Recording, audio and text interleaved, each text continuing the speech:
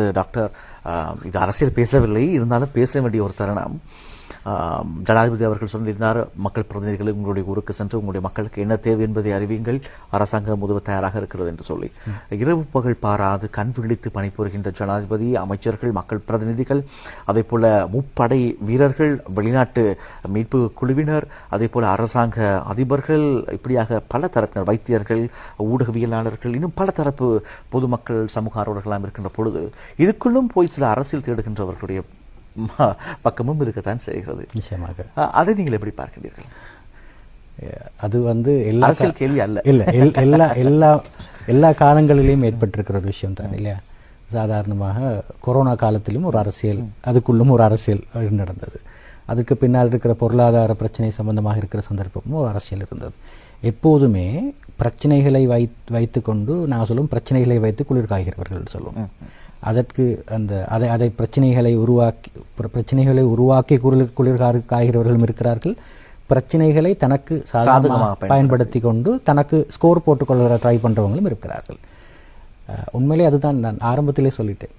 Social responsibility என்பது ஒரு மனிதனுடைய அடிப்படையான செயற்பாடு. அது கண்டிப்பாக தேவை. ஒரு சமூகத்திலே வாழுகிற போது எந்த ஒரு மனிதனும், அது அரசியல்வாதி அல்லது படித்தவன் பாமரன் என்று சொல்கின்ற வித்தியாசம் கிடையாது.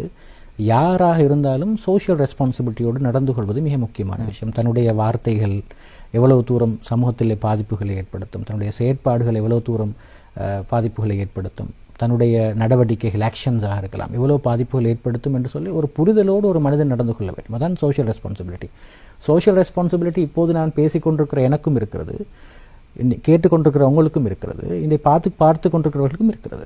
அப்போ எங்களுடைய வார்த்தைகளை கூட ரொம்ப அவதானமாக சோஷியல் ரெஸ்பான்சிபிளாக நாங்கள் பாவிக்க வேண்டியது அடிப்படையான ஒரு முக்கியமான விஷயம்.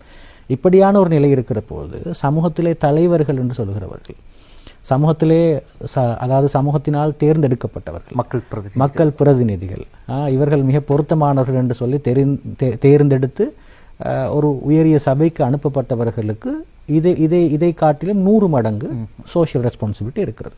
அப்போது அவர்கள் பேசுகிற வார்த்தைகளாக இருக்கலாம், செயற்பாடுகளாக இருக்கலாம். இப்போது சுயநலம் பார்ப்பதற்குரிய ஒரு காலம் அல்ல. முழு சமூகமும் பாதிக்கப்பட்டிருக்கிறது. ரைட், முழு சமூகமும் இதனுடைய, என்றால் இப்போது ஆரம்பத்தில் இருந்த ஒரு முட்டாள்தனமான பார்வைகள் இல்லை. இப்போது மனிதர்களிடம் இப்போது நிறைய பார்வைகள் வித்தியாசப்பட்டிருக்கிறது. இளைஞர்கள் வித்தியாசமாக யோசிக்கிறார்கள். என்ன ஒரு விஷயம் நடந்தாலும் வெறுமனே நாங்கள் சொல்லும் அந்த செவிமடுத்தோம் கட்டுப்பட்டோம் என்கிற நிலையில் யாருமே கிடையாது. செவிமடுத்தாலும் அதை அலசி ஆராய்ந்து இது சரியா பிழையா, எதற்காக சொல்லுகிறார்கள், இதற்கு பின்னால் ஏதாவது காரணம் இருக்கிறதா என்று யோசித்து தர்க்க ரீதியாக யோசிக்கிற மனப்பான்மை மக்களிடமே தாராளமாக வளர்ந்திருக்கிறது. அதிலும் குறிப்பாக புதிய ஜெனரேஷனிடம் அது நியாயமாகவே வளர்ந்திருக்கிறது. இப்போதைய கட்டத்திலே நாங்கள் அதை சரியாக புரிந்து கொள்ள வேண்டும். அப்போ தலைவர்களுக்கு பொறுப்பு இருக்கிறது சோஷியல் ரெஸ்பான்சிபிலிட்டியாக நடப்பது. அப்போது இருக்கிற இந்த சிச்சுவேஷனில் எப்படி அரசாங்கத்தோடு சேர்ந்து மக்களுடைய அடுத்த நகர்வுக்கு நாங்கள் உதவி செய்யலாம் என்று யோசிப்பதை விடுத்து இதில் எப்படி அரசியல் குளிர் காயலாம் என்று சொல்லி யோசிக்கிற ஒரு மனோநிலை மிக மோசமானது. அதை நாங்கள் ஒரு ஆன்டி சோஷியல் பிஹேவியர், ஒரு சமூக எதிர் மனப்பான்மை என்று தான் பார்க்கிறோம். சிகிச்சை தேவை. சாரி, நாங்கள்